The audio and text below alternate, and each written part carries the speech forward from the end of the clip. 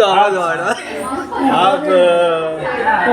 अशोक कदम यांचा आपण आज वाढदिवस या दीपक हॉटेलमध्ये साजरा करीत आहोत. ते 65 वर्ष संपवून त्यांना 66व्या वर्षी पदार्पण करीत आहेत. ॲक्च्युली ते असं वाटत नाहीत की 66 वर्षाचे झाले असं त्यांना वाटत नाही. आता पेंडेकरांनी आणखी पोद्दारांनी त्यांचा उल्लेख केला की ते हर उन्नरी आहेत, सगळ्यांना सहकार्य करणारे आहेत. आम्ही बघितलं, आम्ही 2 वेळा गेलो होतो, आळंदीला गेलो होतो, आणखी पंढरपूरला गेलो होतो. त्यावेळेला ते सगळ्यांना सांभाळून घेत होते. आम्ही म्हणजे आता वयस्कर झालेलो आहोत आणि आम्हाला कोणाचा तरी आधार पाहिजे असतो आणि त्यावेळेला ते आमच्या बरोबर येतात, ते आम्हाला सहकार्य करतात आणि त्यांचा तो स्वभाव आहे. आम्ही गिरनारला गेलो होतो, ते मला आठवतं आहे की ते तावड्याचे आजारी पडले होते. त्यांची सगळी सेवा करून शेवटी बोरिवलीला आल्यानंतर त्यांच्या घरी त्यांना सोडलं इतकं. आणि आताच मगाशी उल्लेख केला पोद्दार साहेबांनी की ते रंगरेजमध्ये आल्यानंतर एखाद्या जर काय माणसाला जर तर त्याच्या घरी सोडतात त्याला. असं 66 वर्षे त्यांना झालेले आहेत आणि खऱ्या अर्थाने ते आता म्हणजे हाफ तिकीटचे हक्कदार झालेले आहेत. एस टीमध्ये गेले तर हाफ तिकीट, 65च्या नंतर हाफ तिकीट ना, आणि 75च्या नंतर फुल माफ. ते खऱ्या अर्थाने आता सिनियर सिटीजन झालेले आहेत 66 म्हणजे. तर पुन्हा एकदा त्यांना वाढदिवसाच्या हार्दिक शुभेच्छा आणि त्यांनी 100ही गाठावी ईश्वरचरणी प्रार्थना. आता पंढरपूरची वारी आहे, त्यानिमित्ताने एक अभंग बोलतो. फार चांगला अभंग आहे, बहिणाबाईंचा अभंग आहे. तुकाराम महाराजांचे शिष्य आहेत बहिणाबाई, एकमेव शिष्य होते तुकाराम महाराजांचे. आणि त्याने एक अभंग रचला आहे या भागवत धर्माच्या संतांच्या विषयी. संत कृपा झाली इमारत फळ आली, ज्ञानदेवे रचला पाया, उभारिले देवलया. नामा तयाचा किंकर त्याने केला हा विस्तार.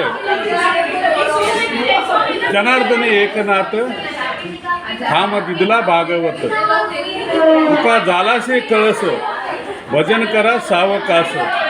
बहिणी म्हणे फडकती ध्वजा निरूपण केले ओझा. या अभंगाचा अर्थ असा आहे की आता ही पंढरपूरची वारी चाललेली आहे आणि ह्या वारीमध्ये वारकरी जे सामील होतात, काहीच अपेक्षा नसताना त्यांना कोण आमंत्रण देत नाही तरीसुद्धा सगळ्या ठिकाणावरून ते एकत्र आलेले असतात आणि एकमेकाच्या पाया पडतात. तो लहान असो मोठा असो, कुठलीही जात धर्म काय पाळत नाहीत. तर त्यामध्ये असं म्हणतायत की ज्ञानदेवे रचला पाया, उभारिले देवलया. आता पाया म्हणजे काय, आपण बघतो की इमारतीचा पाया असेल आणि वरती पाया असेल तरच इमारत होऊ शकते, नाही का? तर पायानंतर इमारत झाल्यानंतर पाया दिसतो का? नाही दिसत, पाया दिसत नाहीत. तसंच आपल्या शरीराला जो चालवणारा आहे तो दिसतो का? नाही दिसत, पण तो आहे, आपल्या शरीराला चालवत होतो. तो जर नसेल तर आपलं शरीर चालणार नाही, नाही का? हा देह चालणार नाही. तो ज्ञानदेवे रचला पाया, उभारिले देवलया. पुढे नामदेव महाराजांनी त्याचा विस्तार केला. किंकर म्हणजे सेवक. नामदेव महाराज अगदी पंजाबपर्यंत जाऊन सगळं भारत देश भ्रमण करून त्यांनी फार मोठ्या म्हणजे भागवत धर्माचा प्रचार केला. त्याच्या पुढे एकनाथ महाराज, शांतीब्रह्म एकनाथ महाराज हे 15व्या शतकामध्ये होऊन गेले आणि त्यांनी भागवत धर्माची धुरा वाहिली. खांब दिदला भागवत म्हणजे हे जे इमारत झाले त्याचा खांब एकनाथ महाराजांनी लावला असं म्हणतात. तुका झालाशे कळस. तुकाराम महाराजांनी तर म्हणजे तेंडुलकरांच्या भाषेत म्हणायचं तर पिक्चर मारले. म्हणजे त्याने असे अभंग रचना केले की अगदी खालचा माणूस असेल, सामान्य माणूस असेल तर त्याला त्या अभंगाने स्फूर्ती येते. माणसाला सगळं दुःख माणसाचं निघून जातं, अनिष्ट विचार निघून जातात त्यांचे जर अभंग आत्मसात केले तर. म्हणून तुकाराम महाराजाने कळस केला आणि त्या कळसावरती हा ज्याने अभंग रचला बहिणाबाईने त्यांनी ध्वज फडकवला असा या अभंगाचा संपूर्ण अर्थ आहे. फार गोंधळ चाललेला आहे. त्यामुळे पुन्हा एकदा अशोक कदम यांना वाढदिवसाच्या खूप खूप हार्दिक शुभेच्छा. रामकृष्ण हरी.